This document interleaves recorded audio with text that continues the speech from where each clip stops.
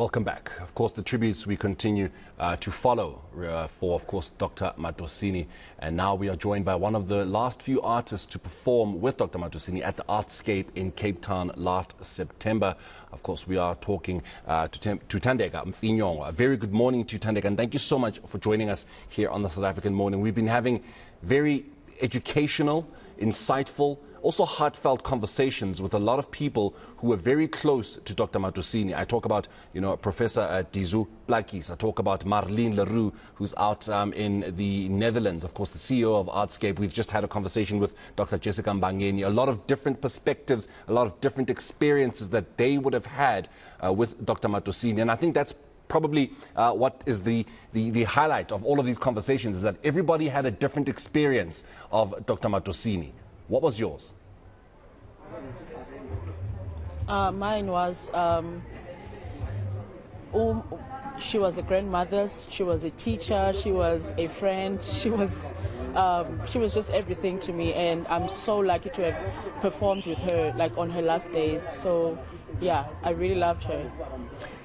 As someone who is still young and has probably taken over the baton from Dr Madosini to carry, Xhosa traditional music, to carry the music that comes from Uhati, Umhope, as well as Istolotolo, which is the kinds of music and instruments that are not really spoken about a lot in this country. They're known thanks to Dr Madosini and Dr Jessica Mbangeni out in the world, but not very known here in the country. As somebody who's now taking over that baton, what do you reckon your responsibility now becomes as, the younger people, at least we hope, will get to learn more about South African traditional music? I think my role is to just continue playing the music and teaching where I can, because I also love doing workshops and instrument building, because I believe that when people are taught to how to make the instrument and to play the instrument, then it becomes easier to ensure that it's going to be kept in for the next generation. So I think my role is to just continue with what I'm doing, and hopefully I will get support from people, and people will recognize the importance of the music, because it's not just music, it's the language. It's also the culture and people getting to know who they are, because that's what these instruments have done for me personally. So yeah. Thandeka, the thread that has come through from all of the conversations we've had today with the professor, with Marlene, with Dr Jessica, is that there is very little to no support from the government. Dr Jessica Mbangeni right now just had quite an emotional, essentially a testimony of how the government in this country is just not supporting artists who are incredibly passionate, like yourself, like Dr Madosini, like Dr Jessica, to get this music to where it needs to be, to hit the ears that it needs to hit. Would you agree that Xhosa traditional music, and probably traditional music in all cultures, is being failed by the government? Yeah, yes.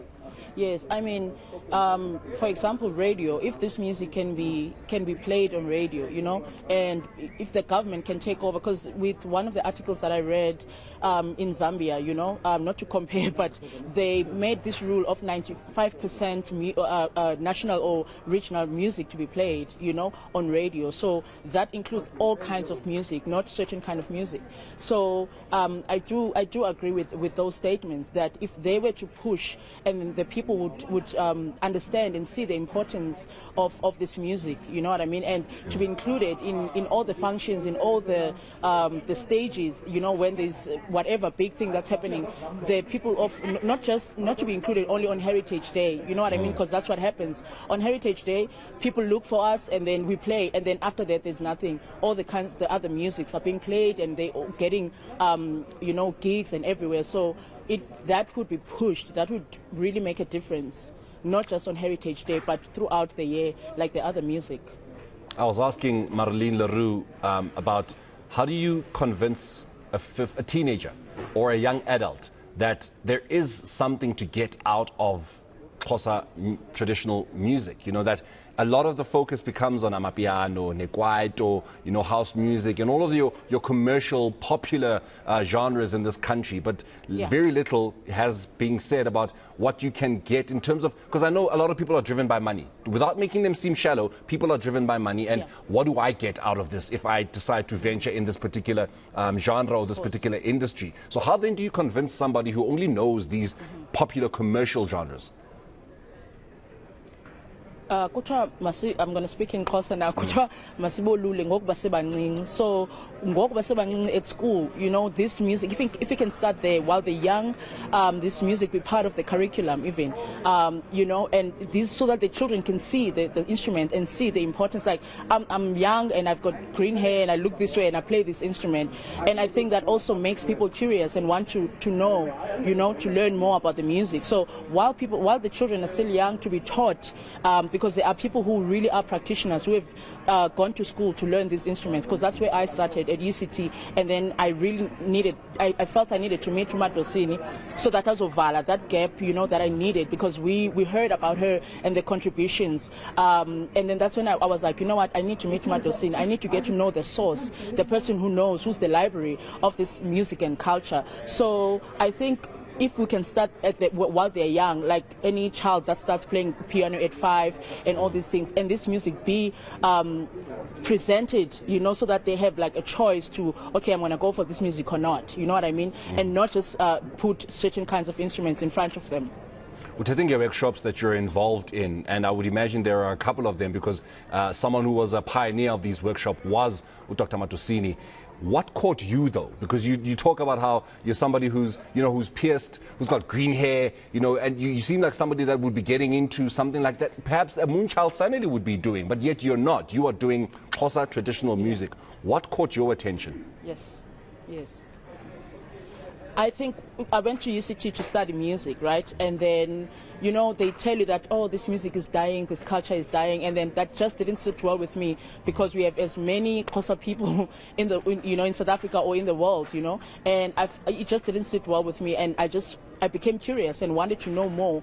What is it about this instrument? I think I always say to people that these instruments called me, you know, because I myself didn't really.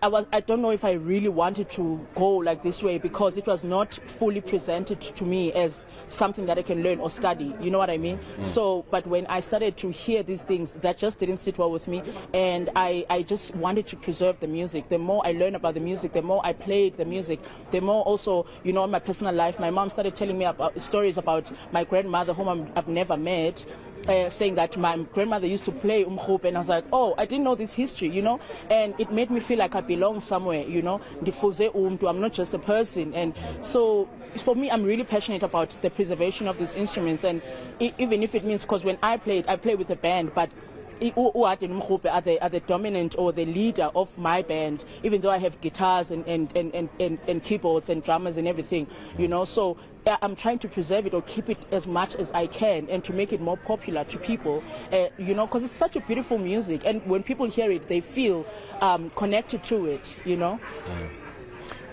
eNCA is going to be rolling the coverage of the funeral of Dr Madosini, but there's only so much that can be done beyond this particular day. All of her flowers that she had deserved when she was still alive, she will get now. But, you know, at some point, the human being's attention span, you know, and their memory fades off and they start forgetting. What can be done so that, as you're saying, the preservation of the instruments, the preservation of the culture, the tradition, the practice, what can be done going forward beyond even your own capabilities? Because there's only so much that Thandeka Mfinyongo can do by herself and the workshops, as well as Dr. Jessica Mbangeni. What can be done to ensure everlasting knowledge and preservation of this unique culture? Yes, I think just support and making and you know, just doing your part. I mean, I'm like you say, I'm one person and I'm doing my part in preserving these instruments. And obviously, I will not be able to, you know, do the whole thing out by myself. But you know, it's just support and showing up and saying, we are here, what do you need, what can we do? You know, people who have power and money, because, you know, the calabashes of these instruments are also scarce, you know, and sometimes we need to order them somewhere to make the, you know, the instruments and everything. And we know how it is as artists, we do not really have money, you know, that's coming. We can only do so much. So the support from the government in everything that we're going to need to do this, and also just to keep the legacy of Mama Madosini alive, you know, and the work that she has done, the visibility of the instruments, I feel. What you're seeing now, of course, in your picture is the entry of Dr. Madosini's coffin into where, of course, the funeral procession is going to be taking place. We are still in conversation with Thandeka Mfinyongo, one of the last musicians and artists who was performing with Madosini, of course, Dr Madosini, who is now coming in to have her coffin brought in there. She is, of course, it is out in the Eastern Cape, Elibote, where she is going to be laid to rest. So the tributes do continue. Of course, we do continue the pouring and the support and just essentially bringing the education to you who may not have known about what exactly this music is, these instruments are. But of course, that procession does continue right here on eNCA. Stay with us.